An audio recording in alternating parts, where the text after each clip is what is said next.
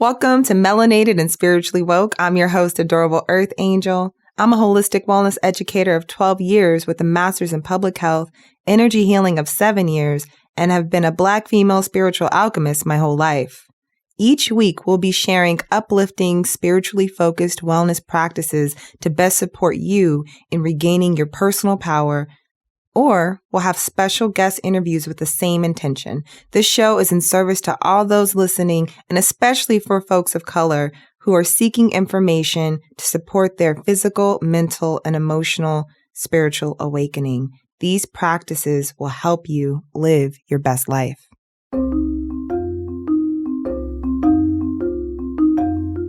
Greetings. Welcome back to the show. So happy to have you here.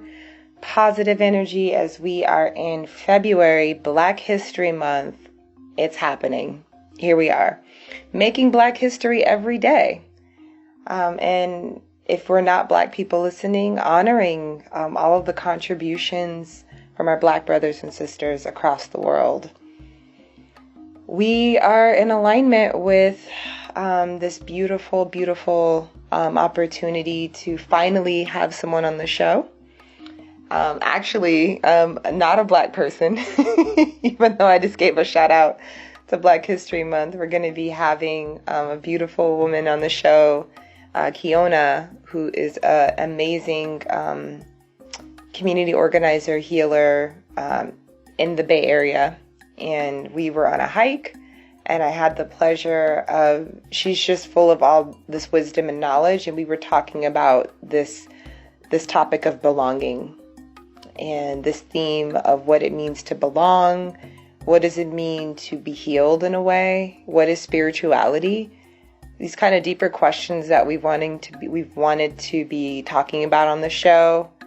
And the only way I think I can actually really get into this is by having other healers, other teachers on the show, in which that information kind of organically begins to emerge. And so a lot of us listening to the show have been maybe questioning, maybe probing, maybe being interested in different ways of understanding life. And also just in a very practical sense, like, how do I suffer less? How do I feel more connected? I think more than ever, there's more people on the planet than ever in history. There's 7 billion people, and yet we feel the most disconnected now than we've ever felt before, which is a tragedy, which is a shame. And so here we are. This is what this show is for. It's meant to be a beacon. It's meant to create an opportunity to dive into some subjects, talk about the esoterics in a way that's digestible and accessible. Hopefully that's what it's been for you. That really is my prayer, is that this show is reaching you with a message that's the exact message that you need to hear at the exact moment, that you feel uplifted by this show, and that we continue rising the frequency of this planet together. Because when we liberate all beings everywhere, specifically when we create spaces of social justice and liberating Black and brown people and women in particular, there's the opportunity for everybody to win. When the most oppressed group of people on the planet aren't oppressed anymore, then that's when we truly are free. And I think I say that in the honor and the spirit of Black History Month, which had a lot of just freedom fighters and people seeking to create more belonging in a world that was hostile and didn't make it and didn't create access and make it okay for people to be who they are. And so we shot this outside on a hike, on a trail. You're going to hear people. It's going to be beautiful. Hopefully we bring in all that beautiful kind of nature-esque type of vibe to today's show. But yeah, I'm so excited. And so, yay, I hope you enjoy this show. I hope it is enriching and enlivening. And I will be back next week with the more traditional type of approach to talking about the energies of the week. And enjoy. Being here, we're in inspiration point right now. Yeah. It needs to be recorded for an inspiration point. Being inspired. Being inspired. We're doing our homework. Yeah. Okay, so Pablo Neruda was a poet, right? Mm-hmm. Chilean poet who wrote something along the lines of, I have to go back to the same places, like places that I've been to before, with no homework but to exist, without any other family but the road. Mm. And I love that phrase of his because of, with no homework, or no task than to exist, and no family but the road. And I've been in this place many times, and I used to think that he referred to like physical places, go back to physical places that you've been to before. And I think of internal spaces that we neglect, that have so much wisdom and so much power inside of us, in our own life story, that we forget about. And so in this moment, as I'm sitting here contemplating trees and beauty and the sunlight, there's a simplicity to this space that reminds me of, and invites me to go into an internal space in me to just exist. And nowadays, I think that's a challenge for all of us to engage in that simplicity, in that just go back to that internal place where you just are. I'm curious, like, how did you learn how to do that? Like, what lets you know to do that? Like, what? I guess let's do the first question. How did you learn how to do that? How did you learn how to do that?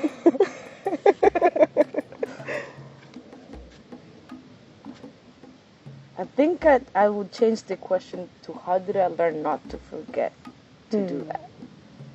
I think, we are surrounded in a park where a lot of kids walk by. We were talking earlier about being a child and the novelty and the wonder of, like, go for it. And it's natural for kids to just be, to contemplate. Contemplation is a natural capacity that we all own, and it fades away the more we engage in doings, and the more we engage in activities, and the more we engage in relationships that are based on in exchanges. I give you, you give me, and then transactions become a way of engaging in the world. So how did I remember or try to remember to contemplate, to be, to go back to those places, like Neruda says? I think it's all been throughout my life story, throughout upbringing, throughout spiritual communities, through trauma, actually, through pain, through the many deaths that I've experienced within myself, and that demand to pause. And to look at nature. There's a monk that I admire a lot that says, like, a tree gives glory to God by being a tree. I mean, like, you can replace God by universe or cosmos or higher source. But, like, there's a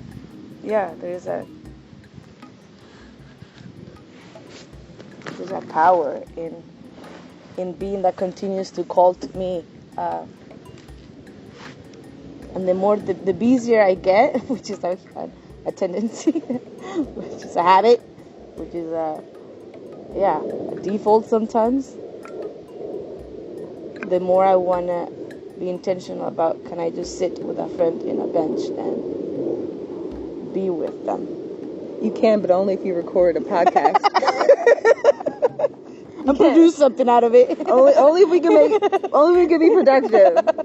And it's so funny because, like, we were sitting here, I was telling you about the radio show, and that this show is, like, really meant to be a space for perspectives that are just not perspectives that we consider sometimes and think about.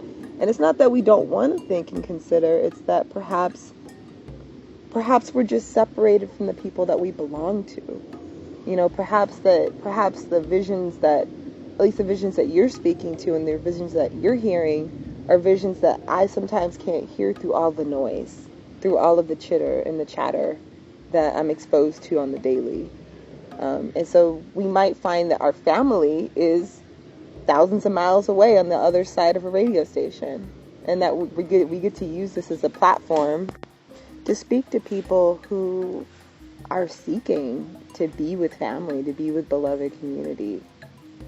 And just the fact that we have the technological ability to do that, I was just sitting here being inspired and being like, oh, why should I get all this medicine? Why not share it with the world? Can people know who you are a little bit? Would you mind introducing yourself? I'll give you a second to think. Like, if you were to introduce yourself, what would you say right now?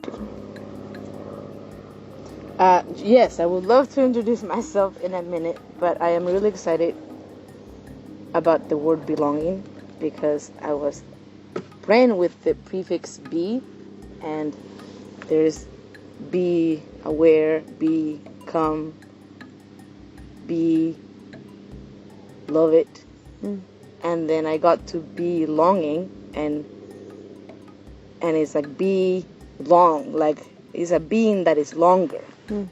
So yourself is longer when you feel that you belong to someone or to something, and they become an extended part of you. So feeling that you belong to a community, you belong to creation, you belong to someone is an extended part of you. So isolation is quite a delusion in a way, because we forget that we belong to so much. If we're truly aware of that. So what name and identity belongs to you? Woo! Okay, I am Kiona. I am Kiona. Kiona Medina. I was born in Barranquilla, Colombia, the Caribbean coast of a gorgeous country. My family and I came to the U.S. almost 20 years ago, and I grew up with a free spirit mama and an engineer-minded, grid-like father, and the combination of that is not going to be recorded. The combination of being raised by them and growing up here in this culture, and the identity of an immigrant, the love of the arts, and the need to help out in my community has shaped me into, I guess in professional terms, I'm an expressive arts therapist, but also a community member. I'm very passionate about belonging to those who are open to connect through the infinite forms that we can all connect to one another. I love to play and walk and make art and just be in the presence of people that are open to that. And it's so interesting because I think what kind of inspired us talking was it was like connecting to nature, and how what I think the initial thought for me too, like we were like talking to this tree that's over here, and I'm sitting here and we're looking out at Mount Diablo, we're looking, we're feeling the sun, we're feeling all of the kind of medicinal qualities of being here. And so what I'm also hearing is the extension of belonging into the non-human like forms and being a community of like the non-human realms, like the other ways that we can feel a sense of belonging and community is with animals and plants and kind of just air and clouds that look like bread. And Yeah.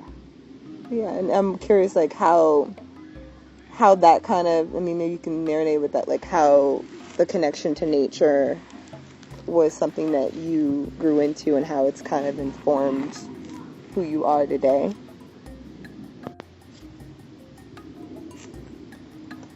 My relationship to nature has been growing, continues to grow since I can remember. My family and I would go out on trips and take advantage of being in the Bay Area in California, where there are so many variety of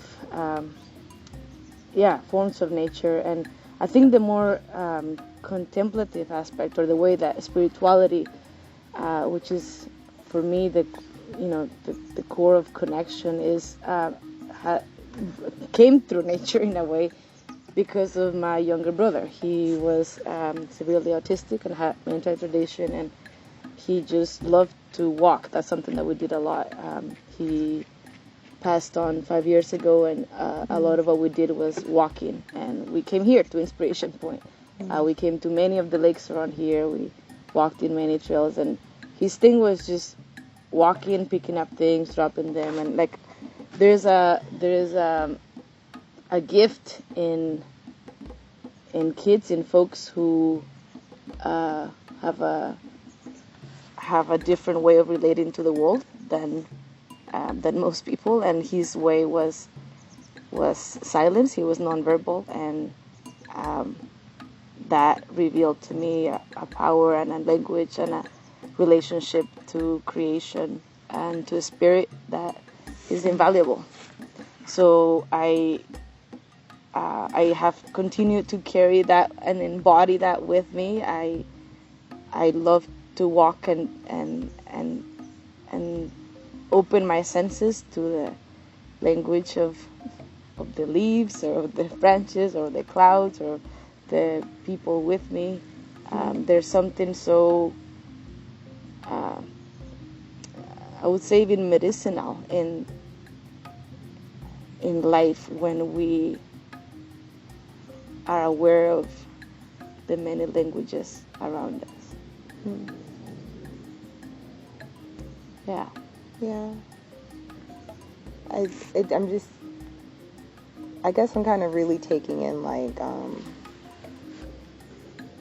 kind of the various layers of admiration that you have and reverence for life. And I'm curious about like what are the times that, what are kind of the, like, I guess like the generic times that come up for you that sometimes take you away from being able to have that awareness? Like what, because you just seem like super woke and super like hyper woke, the third power. You know, you're like, you're definitely melanated and you're spiritually woke, so you're on the right show. And it's like, but it's like, what, you know, like, and we haven't even kind of talked about all the ways in which, you know, you said you're a community member and you also hold community very well. Like, that's how we met. It was at an event where you were holding community. It was for healers. It was for therapists. It was for social workers, community providers of different, from lay people to people who have formal training and certification.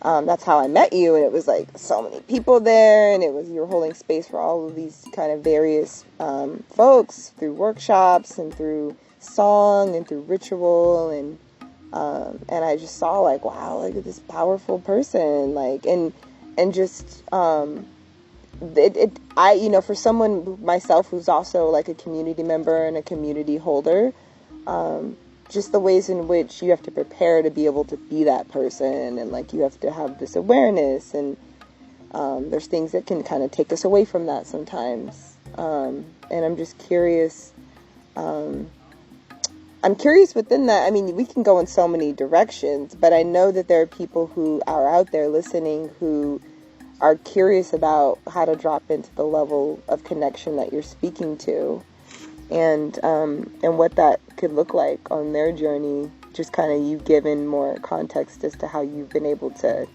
get to this space.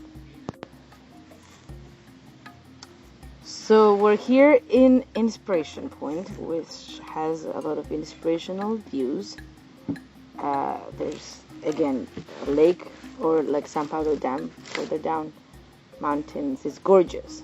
Mm-hmm. And I think it can be deceptive sometimes to think of nature as only gorgeous and only beautiful, or only like ideal. And I think nature is also a lion eating a hyena, and a dead animal, and a burned tree, and a lot of dark, grotesque, and difficult images and events to assimilate. That's also nature. So when you ask me to share about connection to life when it's dark, and when it's difficult, and when it's challenging, and how does that look like in my life, I think it comes from that awareness that nature encompasses all. And all includes darkness, and it includes death, and it includes feelings that are so intense and hard, and that can throw us down. In concrete terms, I've had several deaths within me, I like to say, that have brought me to that awareness. So I've experienced death of my mind through mental breakdowns. I've experienced death of my brother through an accident. I've experienced trauma in other forms that have brought death to an understanding of myself. And so by that I mean that the change and the darkness has been so powerful that it has felt like everything died within me. And just like nature emerges from burned spaces, we too as creatures have that capacity to emerge.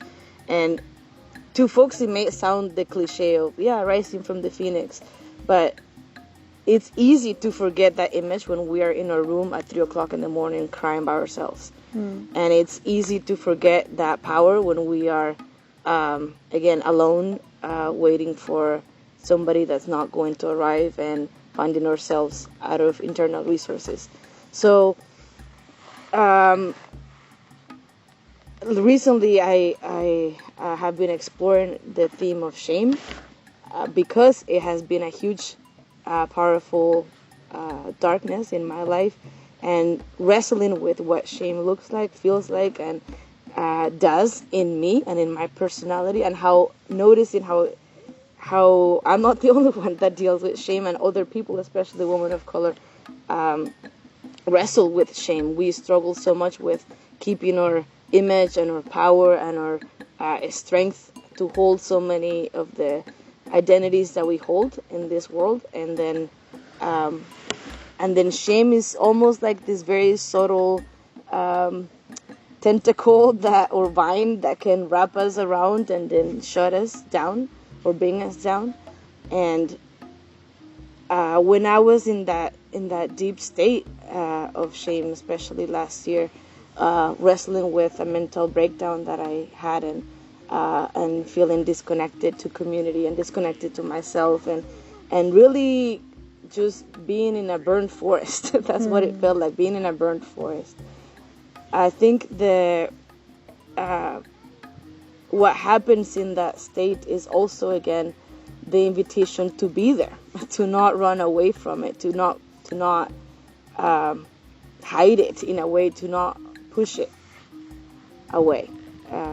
We were speaking earlier about pain in our body and wanting to be pain-free with medicine or other forms of anesthesia that we can consume. And we would rather do anything than feel. And for me, feeling the death of my mind, the death of community, the death of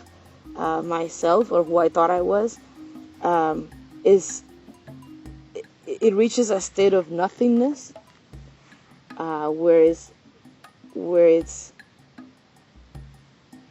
there is space. And after being there for a while, then that demands creation. There's a line from The Woman in Climbing Poetry. Go check them out. They say that nothing is the beginning of creation. And every death within me, every breakdown I've had, every trauma that I've experienced has demanded a recreation of myself. And so by that I mean that with grace, with power from other people. I haven't done it by myself. It's impossible to recreate yourself by yourself. We get to reinvent ourselves when we crash down, when we burn. Nature does it, and we do it too as creatures. And I think that that reinvention, that recreation, that resurrection, as I call it, creates a space within. We have more space to receive love and give love the more that we open up to the challenging experiences instead of running away from them. I love that, and I feel like what you speak to is a very, and I said this earlier too, the way in which you kind of connect with the world with beautiful language, by the way, beautiful imagery in your words. It keeps, for me, going back to this understanding of the way in which our ancestors thought about death, the way our ancestors thought about nature, the way our ancestors thought about life, and the fearlessness of letting themselves be in that eternal loop of life and not, and because of their willingness to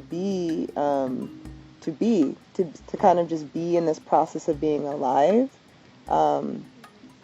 that disconnect not ever really happening in a way. Like, there's a way in which the disconnect is a very modern and recent invention of the human identity.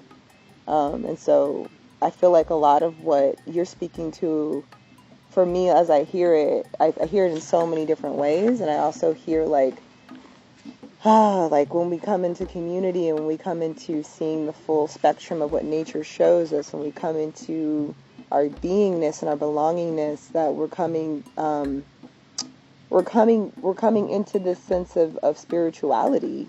Like, we're coming into spirituality, which is this recognition of being on this planet and a lived human experience that has all of these various light and dark moments that we get to navigate, and just like with nature, spirituality, I guess, offers us the ability in all of its different forms to kind of stay in this place of groundedness and centeredness through all of that. I think earlier you were speaking to kind of like not needing to have expectation, and kind of like expectation is like, it will always lead to suffering, to kind of paraphrase what you were sharing. And I love kind of speaking to all of like the vastness that these times are showing us through all the darkness that we're seeing. It seems like we're kind of seeing a lot more darkness, or aware of more darkness than anything else. And I think that's why I was kind of poking around like with how you've been able to, you know, come, especially as you were kind of sharing about coming back through that challenge of when you like were vulnerable just now, and kind of sharing like how you navigated like the emotional and the mental kind of challenges that came up, and how to find that strength. And so very inspiring to hear your story. Always inspiring to hear your story. Always inspiring to hear you kind of share. I'm always like feeling like I'm sitting at the foot of like some sort of amazing prophetic person, because you're just so good with your words, but they're also like just the passion of where you're speaking from is just also just amazing, because it feels like it's clearly you, but you're so young. So I'm like, wait, where this old lady come from?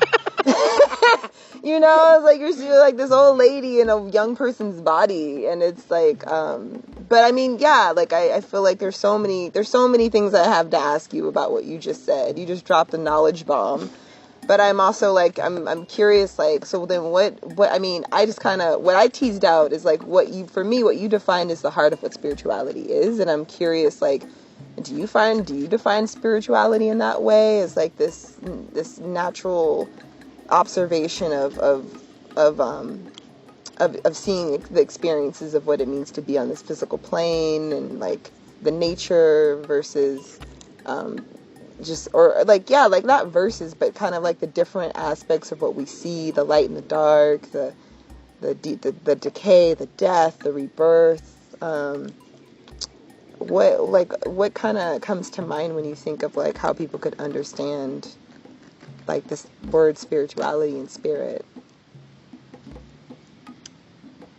I want to offer an image, a metaphor that perhaps could be a bridge to how I see spirituality as connection.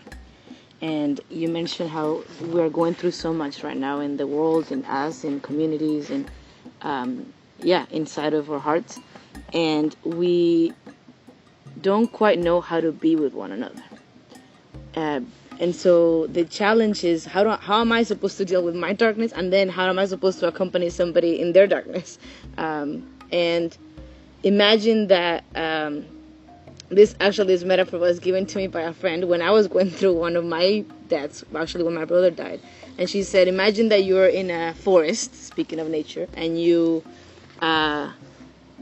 actually have like a ruler and a string, and you have a newborn baby. Yeah. Okay. That you have to take care of. And then she gave me this image of like this brand new like little life that's starting to be in you. And this image was super like, what? Like I couldn't. And she goes, and now you need to take care of this. Like do something with all what you have. And you go into this cave to protect yourself from the storm. And people go to the edge of the cave and say, hey, I'm here for you. And just tell me what you need. Just, tell me what's happening. I'll be right here. Just say the word and I'll get it to you. And there are other people that will go inside the cave and sit next to you and say, okay, so what kind of hamburgers are we having tonight? And what are you hungry for? And let's work this out together. And I know the image is quite dramatic, but that's actually the point that's the point of it, because I think what we're living is quite dramatic in all of us and in the world, and we're trying to hold on to life in whatever form that is, whether it's an Instagram account or connection or work or somewhere. We're trying to be here in this realm in some way, in a dark forest of so many changes and climate, world-ending feelings. And then there are those people that reach out from the edge of the cave saying, yeah, I'm here, call me when you need me. And there are those that walk into your reality and sit next to you and say, I'm willing to just be right next to you in silence. I'm willing to just ask you what you're hungry for in this moment. To just, sit. Yeah. So, in other words, spirituality isn't about answers. It's about presence. And presence broken down in very little, small moments. Yeah, because it's not like something that it's spiritual. I mean, spirituality for me isn't like something that I do. I'm like, I'm gonna go be spiritual. I'm gonna engage in a spiritual activity right now. I'm gonna go be spiritual, and then I'll be back. It's you're right. Yeah, I think these times demand for all of us to learn how to be with each other, and that being with each other is to going back now to the beginning of what I said about Neruda, to those places, to go back to our ancestral places of just accompanying each other, to walk with each other, to hold each other, to ask each other what we're having for lunch, what we're having for dinner. Yeah. Something as simple as if we have a doctor's appointment and we can share it with a friend. Hey, tomorrow I'm going to a doctor. And that friend can remind themselves in their cell phone, doctor appointment at 3:30. And then check on their friend. Hey, how was the doctor's appointment that you had today? And community, to me, is built in those details.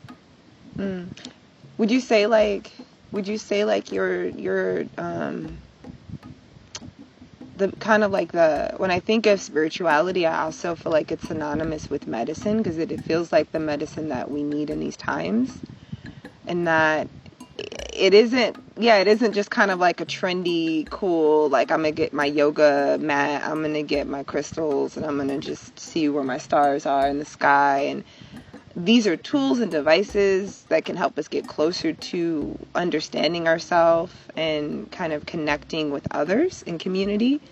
But I'm also hearing that in itself, community is a form of medicine. There's a lot of intrinsic spiritual connections to be made when engaging with just the everyday, hey, I see you, I'm with you. Yeah. And would you say, like, I mean, gosh, like we've been in spiritual community before, and I say spiritual community, which is so, again, it feels so oxymoronic, because I think every time we breathe in, we inspire, we exhale, we expire. There's spirit in just breathing. There's spirit in being at inspiration point. There's spirit in the title of where we're sitting right now.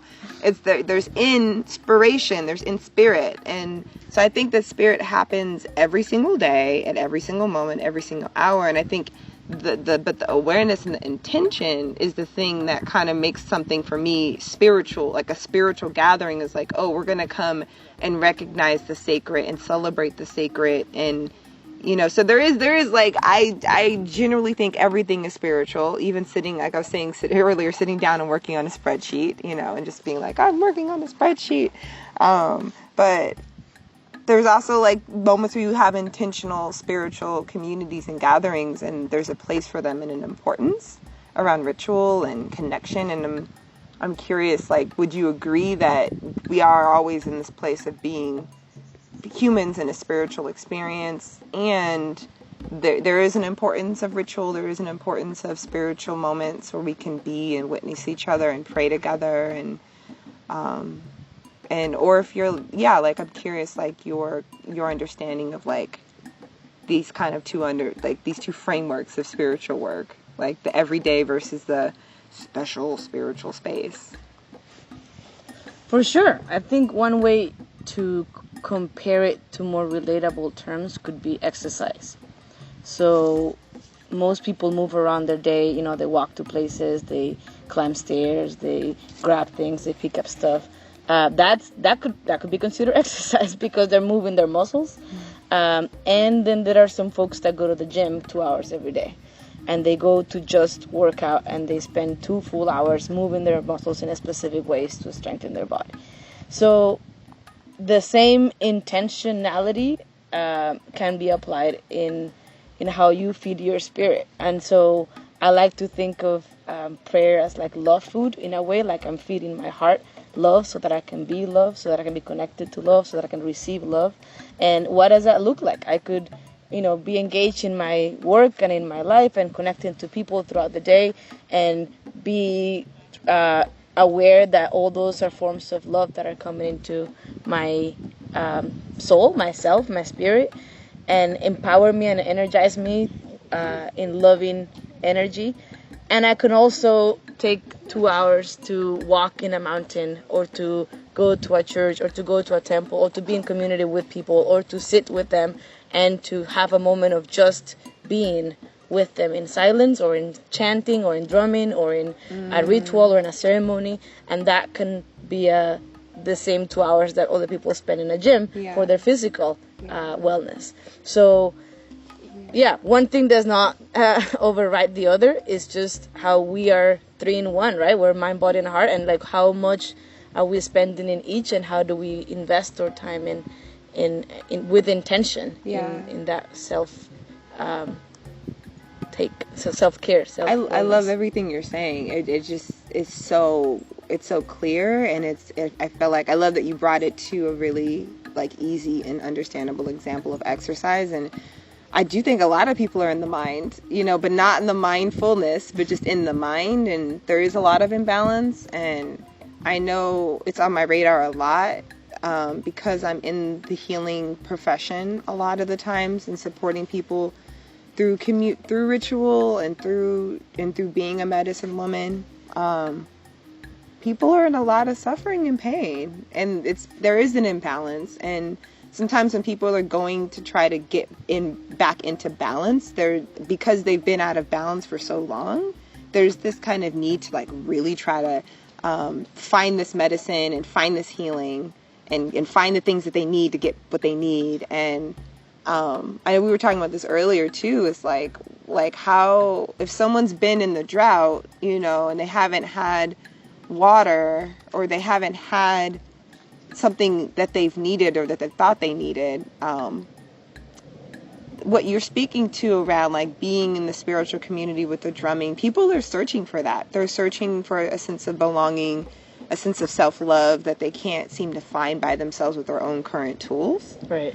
And so, I mean, I found on my journey, even myself, moments where I'm like, well, let me really get into this and really kind of go hardcore, and kind of what I've noticed for me, what that's created is when I've gone into really intense places, I was going there because I felt deep down within me, this pain body. And I know, I mean, it's something that's very specific. I mean, it's different and also the same for a lot of people of color, because I think there's a specific history that we have with colonization and this need to feel like we're connected to who we are. And in some instances, a lot of instances, those things have been taken, perceivably taken from us. The connection to the language or to the indigenous ways that would have us remember to be in nature, that would have us remember that we are spirit, that we are God, source, light. Even the language to be able to articulate that outside of English is gone. And so there are a lot of people who are hungry and are seeking spirituality, and it needs to be named to that so that they can find it. Because we live in a Western world where there's consumerism. And if I hear and see that something is labeled spirit, and because when things are kind of just laid out as in what they are, there's this okay, that's what I need. That's the medicine that I need. And so there's also, I just feel like we're talking about we are indigenous people of color, and we could just be cool with being in nature, but we actually need someone to tell us how to reconnect with that thing, because it's been so long, not just in this lifetime, but in many lifetimes, that we've been able to know who we really are and know where we come from, and kind of know and connect with those roots, those natural roots. Mm-hmm. Exercising as the example, so natural, so important, so healthy. We do it in every day when we have to just the daily acts of living in our body, going up and down stairs to get to work. And then there's this intentional way that we're doing it. And so, yeah, I do believe that spirituality is something that's always consistently happening. And there's also a layer of it that's happening in an intentional way. For instance, the name of the show is Melanated and Spiritually Woke, because it's very clear that I just need to spell it out so that people who are seeking this specific thing can find it. And it's not just let me go on this quest to find this medicine. When there's so much distractions, there's so much information that keeps us away from finding what we need. And so there can be an intensity, though, I notice, when you feel that imbalanced.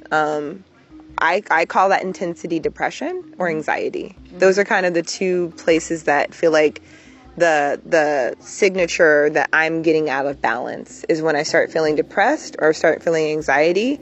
Then first it's the emotional body, then my physical body starts to get tired, or I stub my toe, or I get sick. And then we have chronic illness, and I think another layer that you are really passionate about, just professionally as well, is Self-care. Self-care. As a means... Self-care. Please come into the show, self-care. Self-care. Because it's, I mean, and I'm pretty sure you would agree, Kiona, like, self-care is something that is preventative healthcare. Yes. Yes. That's what it is. It's not like, oh, wait until I am like having the most horrible lived experience possible to take care of myself. Like, it's like before that could even be ever a thing. Right. It's like, how do we live our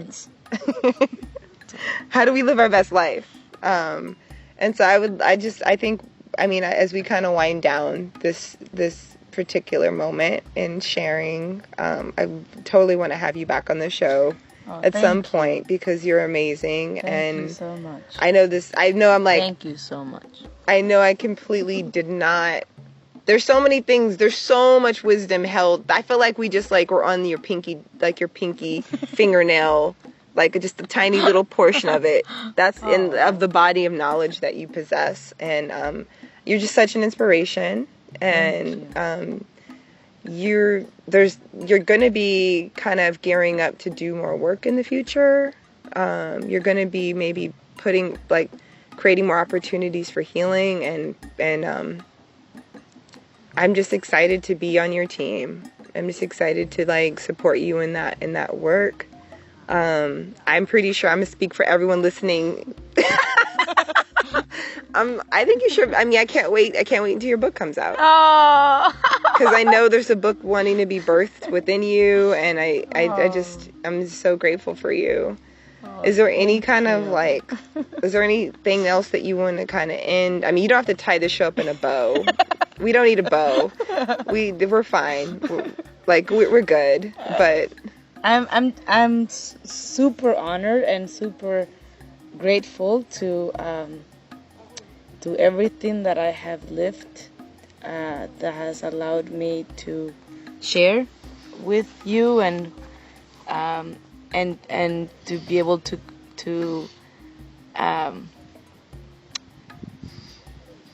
translate in some way experiences that perhaps could be easier or better for folks to understand about who we are, as people of light, as people of love, as people of power. As people of color. As people of color. That's right.